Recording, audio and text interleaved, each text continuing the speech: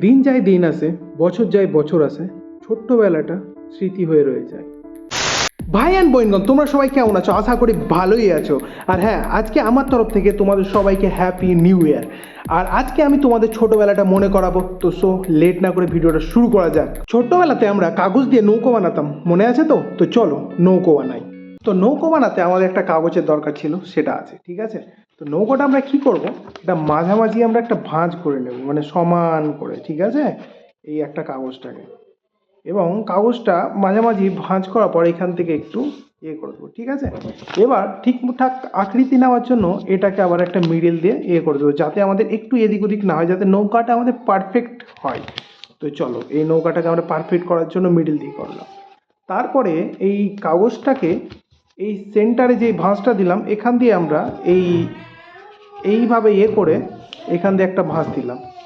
তারপরে আবার এখান দিয়ে আমরা আর একটা ভাঁজ দিয়ে দেবো এইভাবে। এই এই দেখো, একটা সেন্টারে ভাঁজ দিলাম, আর একটা এই যে দেখছো এই ভাঁজটা পড়ে আছে, এই ভাঁজটা আবার এখানে দিব, ঠিক আছে। এই ভাঁজটা দেওয়া হয়ে গেলে দেখো এইভাবে, ঠিক আছে।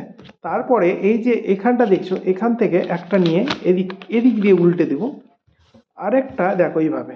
এবার এইভাবে, এবার এটাকে রেখে এটা অপোজিট দিয়ে আবার উল্টে দেব,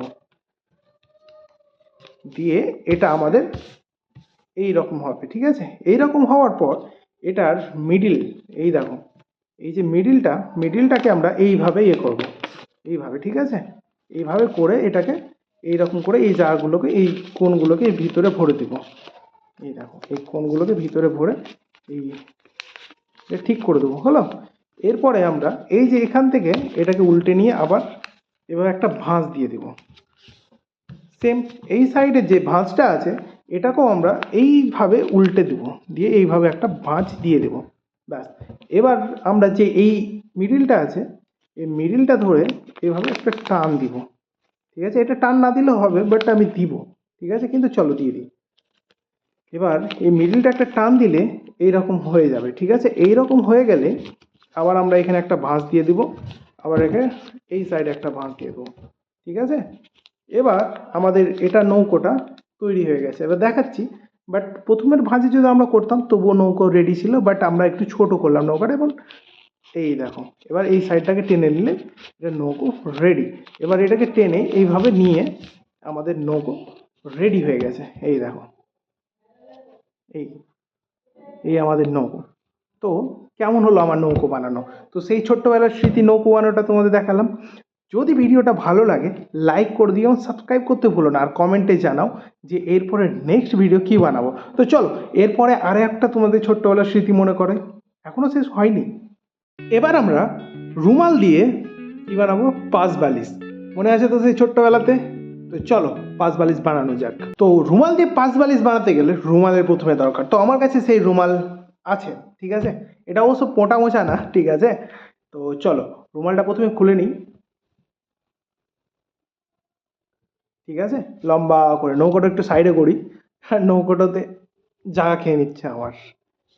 তো এইভাবে রুমালটাকে আমরা সেন্টার অবধি গুটিয়ে নেবো। দাঁড়া, প্রথমে এটা ঠেকাতে হবে কারণ অনেকটা বড় রুমালটা। তো সেন্টার, ঠিক আছে, সেন্টার অবধি এক সাইডটা গুটিয়ে নিতে হবে।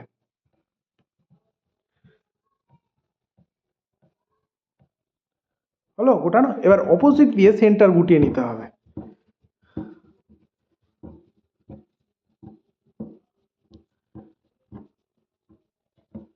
নৌকাটা একটু আগে রেখে দিই। এই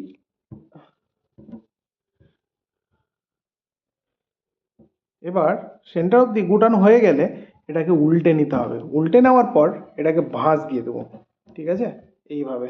ওয়ান, টু, থ্রি। দাঁড়াও একটু ছোট বড় হয়ে গেল ব্যাপারটা, একটু বড় করে দিই। এবার তিন ভাঁজে এটা কভার হয়ে গেল, ঠিক আছে, হলো।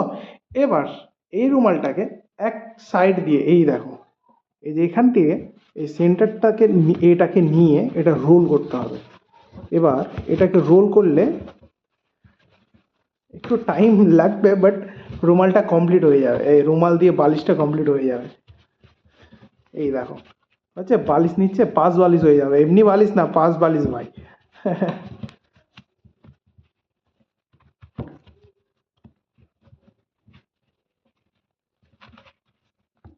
হ্যাঁ, এই দেখো আমাদের ফাইনালি আমাদের পাঁচ বালিশ রেডি।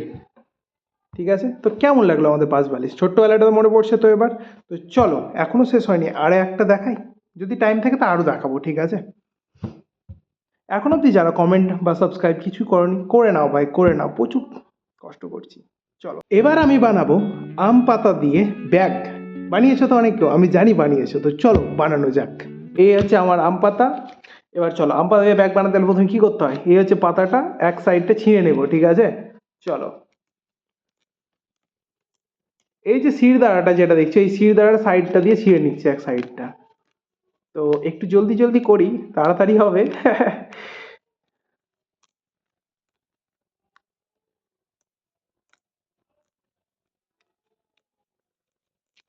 তো চলো, এক সাইডটা ছিঁড়ে নিলাম, ঠিক আছে? এবার এই সাইডে যেটা দেখছো, এখানে বেশি ছিঁড়বো না, এটা হালকা পরিমাণে এটাকে ছিঁড়তে হবে, কারণ এটা হ্যান্ডেল তৈরি হবে। এবার এটা এখান অবধি আরেকটু নিই, হ্যাঁ এতটাই, ব্যাস এতটা নিলাম।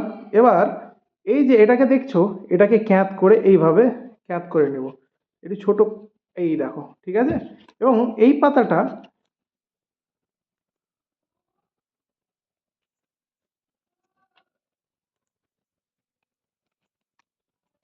দাঁড়াও, এইভাবে ধরতে হবে, দিয়ে জড়িয়ে নিতে হবে। একটু অসুবিধা হচ্ছে, কারণ হ্যান্ডেলটা খুব ছোট হয়ে গেছে, আর একটু ইয়ে করি নাকি। হুম, এবার মোটামুটি ঠিক হয়ে যাবে। তো এবার আশা করি হয়ে যাবে। এই দিকটা ধরি, হ্যাঁ, এই যে, এবার এই পাতাটাকে দুমড়ে দেবো। বেশ অনেকদিন পর করছি তো, তাই একটু অসুবিধা হচ্ছে, ছোট্টবেলার তো সেই একটা আলাদাই মজা, বুঝতে পারছো?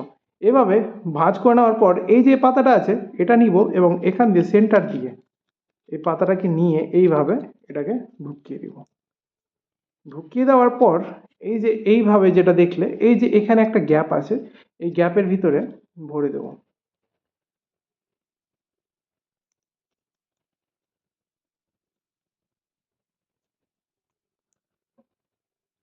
এই যে আমাদের ব্যাগ তৈরি হয়ে গেছে।